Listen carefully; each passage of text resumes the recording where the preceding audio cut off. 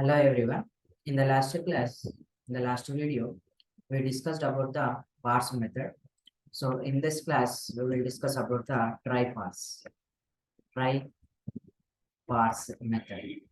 So then how to make use of this try parse. So in try parse, T should be capital. We know C# is the case sensitive programming language. The inbuilt method names must and should be used like that only. Okay, how they created. Okay, now here, parse method in the last class, we discussed that parse method is giving you exception when string is in not proper format. When you want to convert a string which holds a number in it, a numeric value in it, then we can convert that string into number type, right? So in the last video, we discussed about parse. Now, parse method having one particular problem, it will gives you exception, right? So comparison error it is giving you if the string is in not proper way, means not in a proper format with the string. Okay. So in the last class we discussed that if string contains some alphabets or if string contains some spaces in between numbers, so it cannot able to convert that number string to number type. Then the next method which is available is tryparse for us to avoid this type of problem. Okay, see the syntax of the tryparse. So however, you need to provide the destination type you need to specify dot tryparse. Now here in the tryparse method, first of all you need to provide the source value.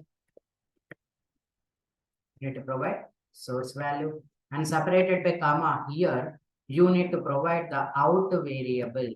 You need to provide a variable simply, but that variable should be a out variable. Here you need to declare a variable. So here I will go with the int a, like this. You need to declare a variable, but this variable will receive data. This variable will receive data from the tryparse method. So that's why the variable should be a out variable. Okay, out here destination variable.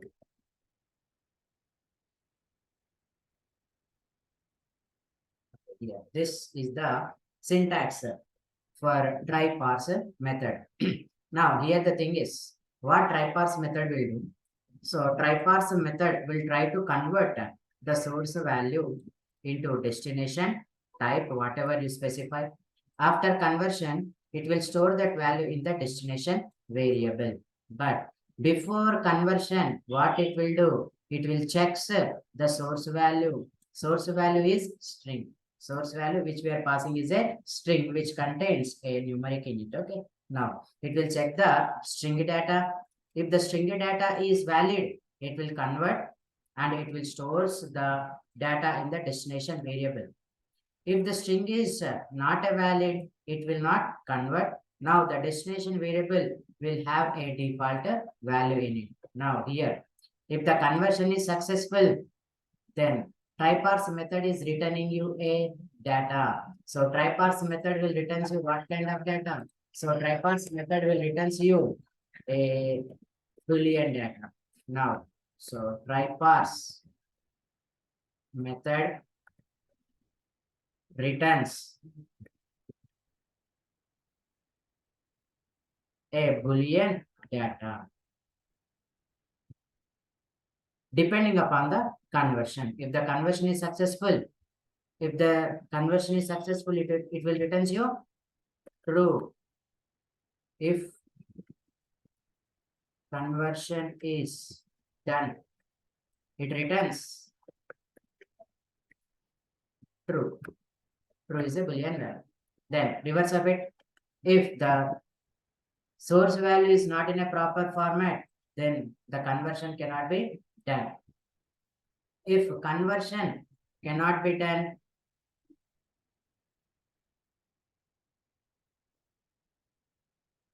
it returns a false, right? So here you need to observe that point.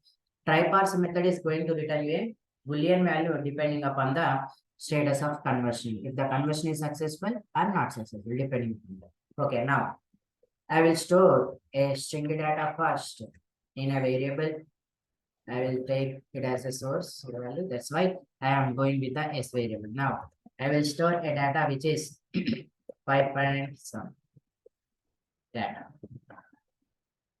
Okay, so there is no error. It will be considered as string. Now I want to convert this string by using Tryparse.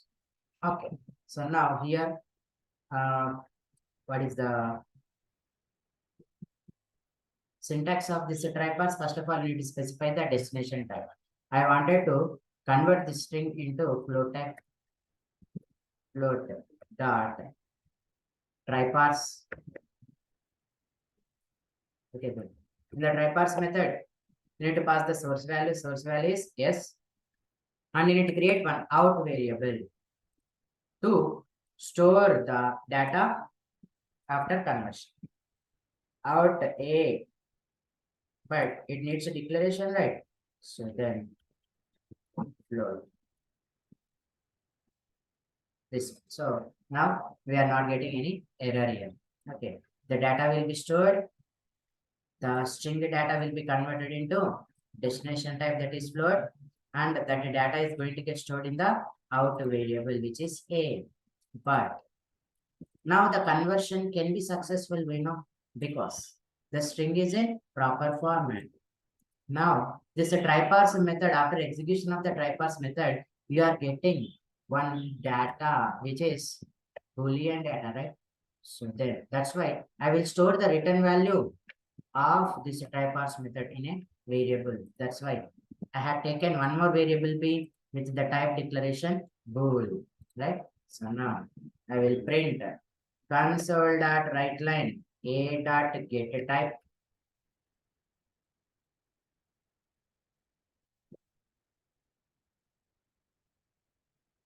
Okay, and after this I will print the data which is stored in a console dot write line a, and after this console dot write line b I will print.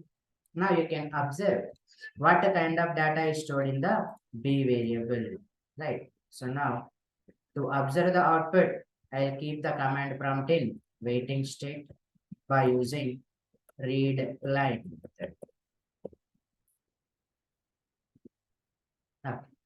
So in read line, R should be capitalized. That's it. So let us execute the program.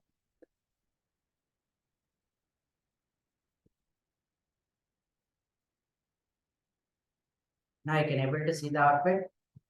So the .NET type for the float is system.single. So now you can able to observe a.get type. The first write line method is printing this data system.single because the data which is stored in the a variable is system.single. It is nothing but float data. From where we got the data into this variable a from the Tryparse, because the s is in a proper way, because the s string is in a proper format. That's why conversion is successful and a floating point data is stored, and in the b variable the boolean data true is getting stored. Okay, now let us change the string. Now I will provide a space here because space is a character. Now we will see is conversion can be successful or not. Now you observe.